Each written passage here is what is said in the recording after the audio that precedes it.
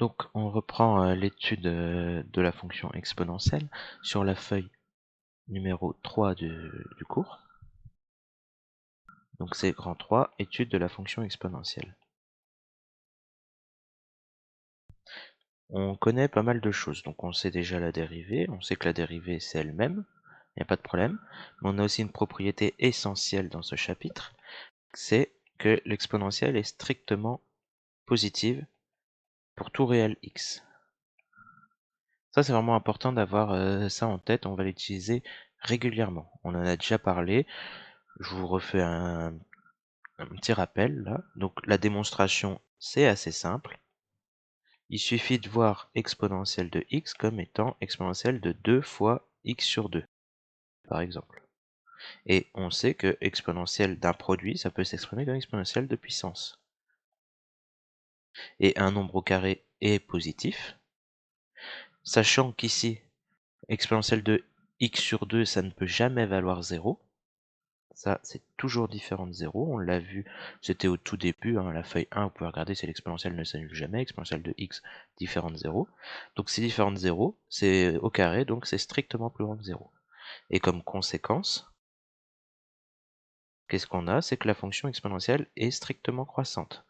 Parce que si on met f de x égale exponentielle de x, la dérivée, c'est elle-même, et sachant que c'est elle-même, donc c'est strictement positif. Donc, ce qui nous donne bien que la fonction f est strictement croissante. Je vous avais donné aussi une courbe.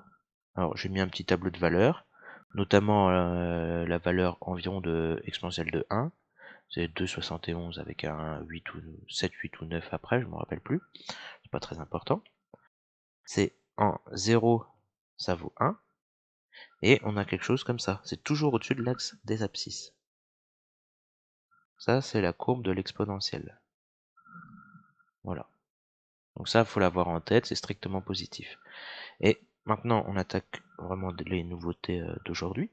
C'est si on se prend deux nombres réels, A et B, distincts, donc A plus petit que B. Si vous prenez leurs images, exponentielle de A, exponentielle de B, ben vous voyez qu'ils sont rangés dans le même ordre, parce que la fonction est strictement croissante. Donc si A est plus grand que B, pardon, c'est pareil que exponentielle de A inférieur ou égal à exponentielle de B. Et de la même façon, on a aussi A égale B si et seulement si exponentielle de A égale exponentielle de B. Voilà, donc ça ce sont nos deux propriétés. Je l'ai marqué dans l'autre sens dans le cours, ça n'a pas d'importance, hein. Ça marche dans les deux sens parce que c'est une équivalence. On va voir comment l'utiliser à travers un exemple. Donc je vais reprendre l'exemple qui est dans le cours, donc si vous ne l'avez pas compris, bon, c'est le moment de l'expliquer. On veut résoudre l'inéquation exponentielle de x supérieure à 1. Si vous regardez sur le graphique, tout simplement, vous voyez quoi? Donc 1 c'est ici, vous regardez quand est-ce que la courbe est au-dessus, c'est ce morceau-là. Et quand on regarde sur l'axe des abscisses, ça représente pour x positif. Donc on sait déjà que la réponse, ça va être de 0 à plus infini. Quand est-ce que la courbe est au-dessus de la droite bleue? Ben, à droite du 0.